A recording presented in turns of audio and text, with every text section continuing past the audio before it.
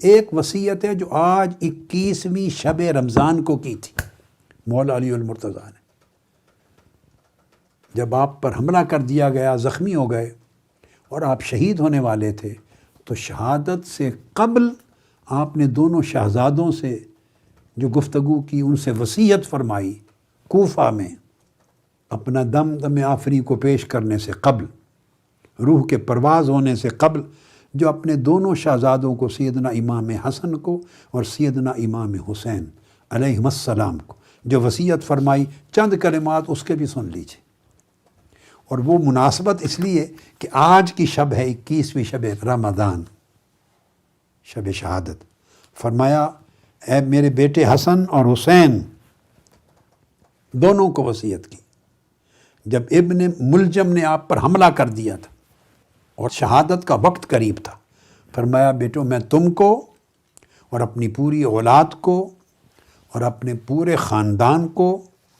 اور ان تمام لوگوں کو، آپ کو بھی شامل کیا، آپ کو جو معتکفین اور معتکفات، میرے بھائی اور میرے بیٹے اور میری بہنیں اور بیٹیاں بیٹھی ہیں، کیسے؟ فرمایا جن جن تک میرا یہ نوشتہ اور میرا کہنا، جن جن تک میری یہ وصیت پہنچے، ان سب کو کہہ رہا ہوں۔ تو آج پہلے آپ تک کسی نے پہنچائی تھی یا نہیں؟ آج رات میں پہنچا رہا ہوں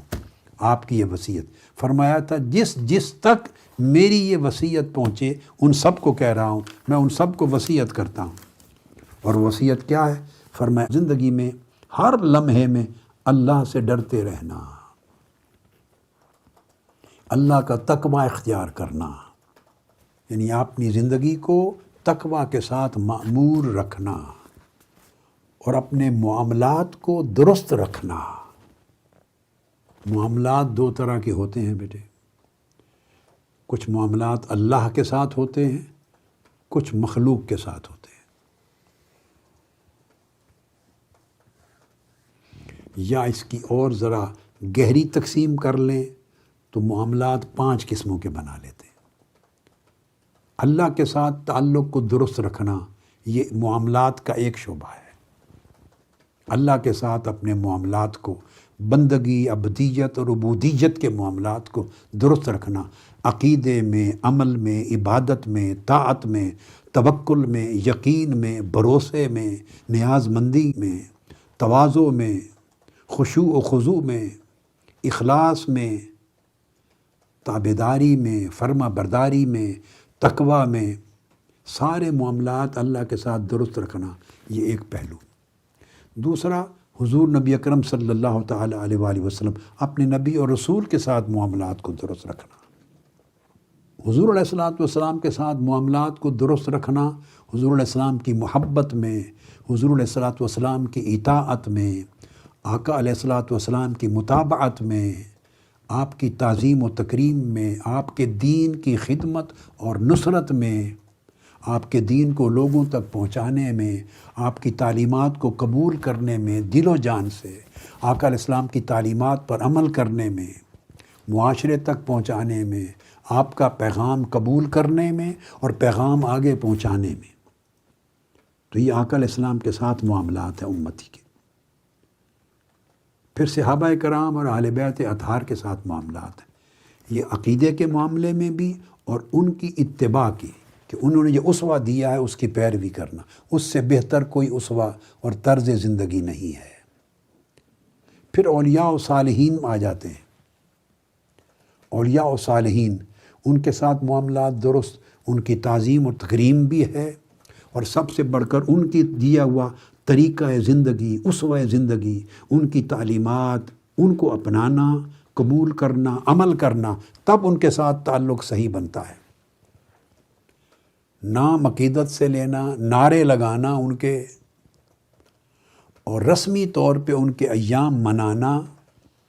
اور ساری زندگی کو ان کی تعلیمات سے خالی رکھنا، ان کی تعلیمات سے دور رکھنا، یہ معاملات بگڑ گئے ان سے۔ انہیں معاملات کا سنورنا نہیں کہتے، یاد رکھ لیں۔ عقیدت مع متابعت،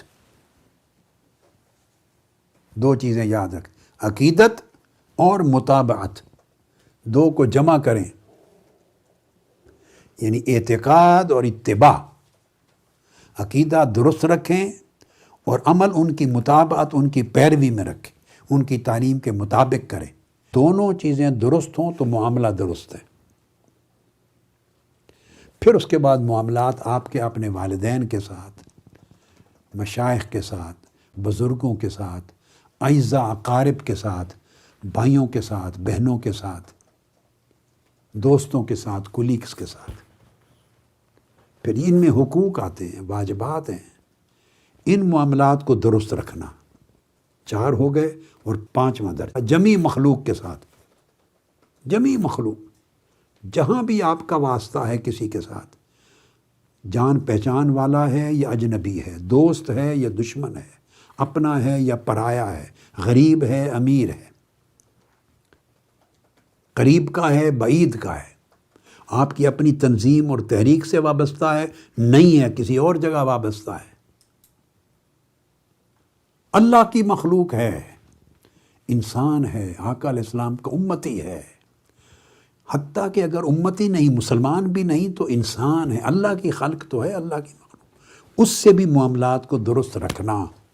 اس کے حقوق کی ادائیگی کرنا۔ میں نے اس کی تشریح کر دی کہ 5 قسموں کے معاملات ہیں۔ فرمایا اپنے معاملات کو درست رکھنا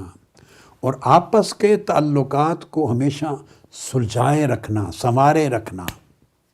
صلاح ذات بینکم، یہ کلمات ارشاد فرمائے، صلاح ذات بینکم، جو آپ کے آپس کے رشتے ہیں کسی شخص کے ساتھ بھی، شوہر کے بیوی کے ساتھ، بیوی کے شوہر کے ساتھ، اولاد کے ساتھ، بھائیوں کے ساتھ، اعزاء اقارب کے ساتھ، دوست، میں نے ساری مخلوق کے ساتھ، یہ جو باہمی رشتے ہیں خواہ کسی کے ساتھ ہوں، ان کو ہمیشہ درست رکھنا۔ آگے فرماتے ہیں مولا علی المرتضیٰ، فرماتے ہیں میرے بیٹے حسن حسین، یہ جو اصلاح و ذات بینکم، آپس کے تعلقات کو ہمیشہ درست رکھنا، سنوارنا، تاکہ آپ کی زبان سے، آپ کے عمل سے، آپ کے جسم سے، آپ کے دل سے، آپ کے دماغ سے، سوچ سے کسی کو نقصان نہ پہنچے، کسی سے نفرت نہ کرو، کسی کو ظلم نہ کرو، کسی کو دکھ نہ دو، کسی کو تکلیف نہ دو، کسی کو حقیر نہ جانو، کسی کی حق تلفی نہ ہو، کسی کا دل نہ ٹوٹے آپ سے، کسی کا کوئی حق ادا ہونے سے نہ رہ جائے، ضرورت مند ہے تو حاجت روائی ہو، دکھی ہے تو آپ سے مل کے اسے سکون ملے، پریشان حال ہے تو راحت پائے، ہر ایک کا حق ادا کریں، اور اونچ نیچ ہو جائے تو خود ایڈجسٹ کر لو اپنے تعلق کو سنوارے رکھنے کے لیے۔ یہ فرمایا آپ کی باہمی تعلقات سنوارے رکھنا، کیونکہ مولا علی المرتضیٰ فرماتے ہیں میں نے تمہارے نانا رسول اللہ صلی اللہ علیہ وآلہ وسلم سے سنا ہے، فرمایا صلاح ذات البین افضل من عامت الصلاۃ والصیام، یہ حدیث پاک بھی ہے اور آپ روایت بھی کر رہے ہیں۔ فرمایا میں نے تمہارے نانا محمد رسول اللہ صلی اللہ علیہ وسلم سے سنا ہے کہ فرض روزے اور فرض نمازوں کو چھوڑ کر کوئی آدمی ساری زندگی نفلی عبادتیں کرے، پوری زندگی ساری رات قیام اللیل کرے، ساری رات جاگے، نوافل پڑھے، سجدہ ریزیاں کرے، اور زندگی بھر روزے رکھے، صائم الدہر ہو جائے۔ فرمایا کوئی شخص نفلی اتنی عبادت کرے کہ ساری زندگی روزے سے رہے اور ساری زندگی شب بیداری کرے، تسبیح تحلیل کرے، اللہ اللہ کرے، فرمایا اس ساری عبادت سے کئی گنا زیادہ افضل اور اعلیٰ عمل اور عبادت کیا ہے؟ آپس کے تعلقات کو بہتر کرنا، آپس کے تعلقات کی اصلاح کرنا۔ یہاں ہم دنیا میں اپنے معاشرے میں سب کچھ سکھاتے ہیں، مگر آپس کے تعلقات کی اصلاح نہیں سکھاتے۔ نہ والدین اولاد کو سکھا رہے ہیں، نہ اساتذہ اپنے شاگردوں کو سکھا رہے ہیں، نہ مشائخ پیر مریدوں کو یہ سکھا رہے ہیں، نہ دوست دوستوں کو سکھا رہا ہے۔ تحریک منہاج القرآن کے جتنے وابستہ ہیں اور جو اعتکاف پر آئے ہیں، جو نہیں آئے، جو رفقا ہیں، جو اراکین ہیں، جو وابستگان ہیں، جو کارکنان ہیں، عہدے داران ہیں، سب سن لیں کہ مولا علی المرتضیٰ نے یہ فرمایا اپنے شہزادوں کو، اور حضور علیہ الصلوۃ والسلام نے فرمایا، الگ سے صحابہ نے روایت کی یہ حدیث، فرمایا کوئی شخص ساری زندگی عمر بھر روزے رکھے، اب اس سے بڑھ کے تو عبادت گزار نہیں بن جانا آپ نے، بتائیں، اور ساری زندگی ہر رات تسبیح کرے، ذکر کرے، قیام کرے، سجود کرے، عبادت کرے، تو نفلی نمازوں اور نفلی روزوں سے زیادہ افضل اللہ کے ہاں یہ عبادت ہے کہ آپس کے تعلقات کو بگڑنے نہ دینا، ان کی اصلاح کرنا، ان کو سنوارنا، ان کے حقوق کی ادائیگی کرنا، ان کا دل نہ ٹوٹے، وہ محروم فیل نہ کریں، وہ آپ سے پریشان نہ ہو، ناراضگی رنجش نہ ہو، کسی کی حق تلفی نہ ہو، آپ کی زبان سے کسی کی غیبت نہ ہو، چغلی نہ ہو، شکایت نہ ہو، شکوہ نہ ہو، ظلم نہ ہو، جھوٹ نہ ہو، غیبت نہ ہو، دل میں کسی کے لیے حقد نہ ہو، حسد نہ ہو، بغض نہ ہو، عداوت نہ ہو، کسی سے انتقام نہ لیں، غصے نہ کریں، برا بھلا نہ کہیں، برا بھلا نہ جانیں۔ یہ ساری چیزیں ہیں جو باہمی تعلقات کو خراب کرتی ہیں۔ اس نے میری نہیں سنی، اس نے میری نہیں مانی، اس کی عزت زیادہ ہے، اس کے پاس مال زیادہ ہے، میں کیوں محروم رہ گیا، میرا کیا قصور ہے، بس میں اور وہ، یہ دو ایسے بت ہیں کہ بندہ ان کا پجاری بن کے اپنے تعلقات کو عمر بھر خراب رکھتا ہے۔ جب یہ تعلقات خراب رکھتا ہے تو اللہ کے ہاں نہ عبادتوں کی قبولیت ہے، نہ نمازوں کی، نہ روزوں کی، نہ تسبیحات کی، نہ اذکار کی، ہر چیز برباد ہو جاتی ہے۔ فرمایا باہمی تعلقات کو خراب رکھنے سے گویا تم اپنے دین کو جڑوں سے کاٹ رہے ہو، دین کو جڑوں سے کاٹ دیا۔ جب دین جڑوں سے ہمارے ایک عمل نے کاٹ دیا تو باقی نفلی عبادتوں سے اور تسبیحات اور ورد وظیفوں سے کیا حاصل ہوا؟ یہ نصیحت فرمائی ہے آپ نے۔ تو فرمایا کہ میں نے تمہارے نانا رسول اللہ صلی اللہ علیہ وسلم سے سنا یہ کہ آپس کی کشیدگیوں کو مٹانا، آپس کی کشیدگیوں کو مٹانا، آپس کی رنجشوں کو مٹانا، آپس کی ناراضگیوں کو ختم کرنا اور دلوں کو کھولنا، وسعت دینا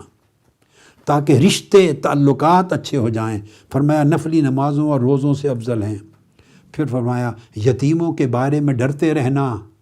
تمہارے زندہ ہوتے ہوئے یتیم بھوکے نہ رہیں،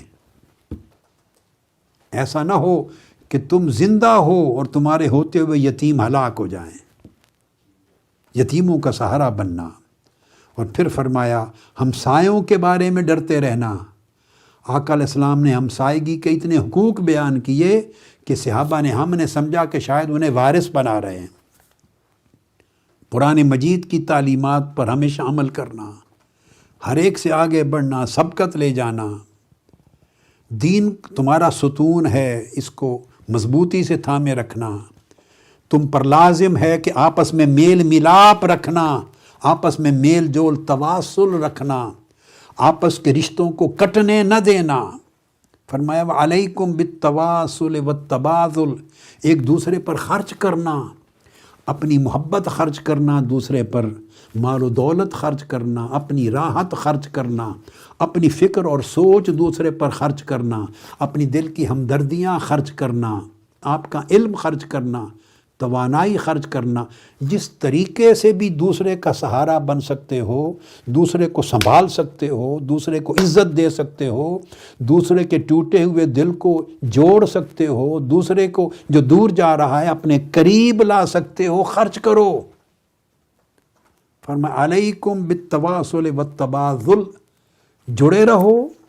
رشتے ٹوٹنے نہ دو، جو کچھ خرچ کرنا پڑے خرچ کرو۔ اور فرمایا وَإِيَّاكُمْ وَالتَّدَابُرَ وَالتَّقَاطُعَ، اور کسی شخص کے پیچھے خبردار اعانت کریں،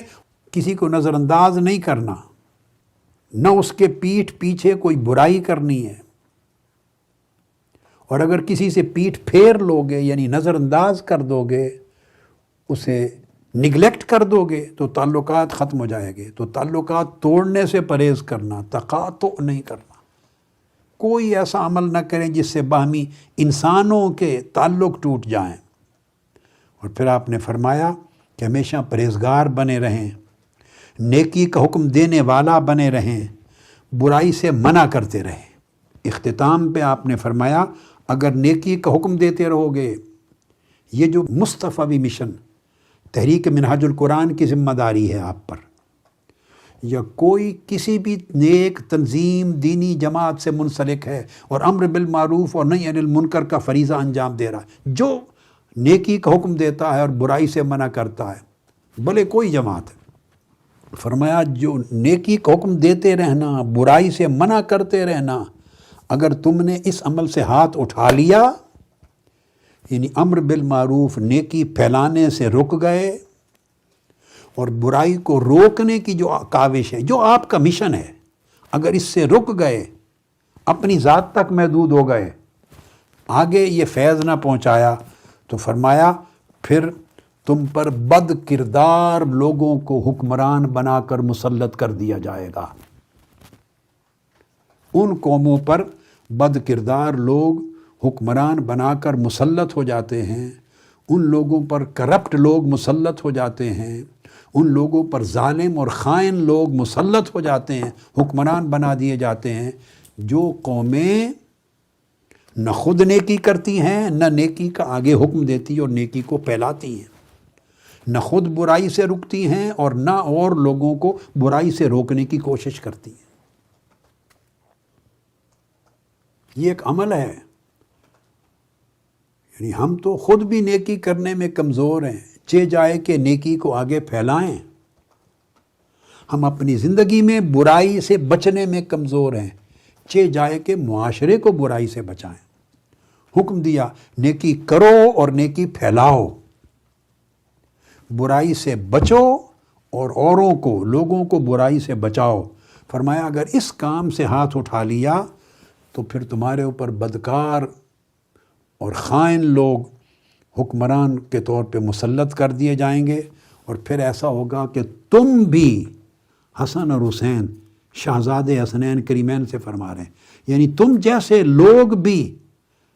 جب اللہ کی سزا اتر آئے گی اور بدکار لوگ، خائن لوگ حکمران ہو جائیں گے، تو پھر تم جیسے لوگ بھی اگر دعا مانگو گے تو قبول نہیں کی جائے گی، اسے محفوظ رکھ لیا جائے گا۔ دعا سے مراد دعا مانگو گے معاشرے کے لیے، لوگوں کے لیے، باری تعالیٰ ہماری قوم پہ رحم فرما، ظالموں سے نجات عطا فرما، پھر وہ نجات دعاؤں سے نہیں ہوتی۔ مولا علی اور مرتضیٰ فرما رہے ہیں تم بھی دعا مانگو گے تو روک دی جائے گی، یعنی اس قوم کے حق میں قبول نہیں ہوگی۔ سب سے پہلے نئی ویڈیوز کو حاصل کرنے کے لیے شیخ الاسلام ڈاکٹر محمد طاہر القادری کے آفیشیل یوٹیوب چینل کو سبسکرائب کریں اور بیل آئیکن کلک کریں۔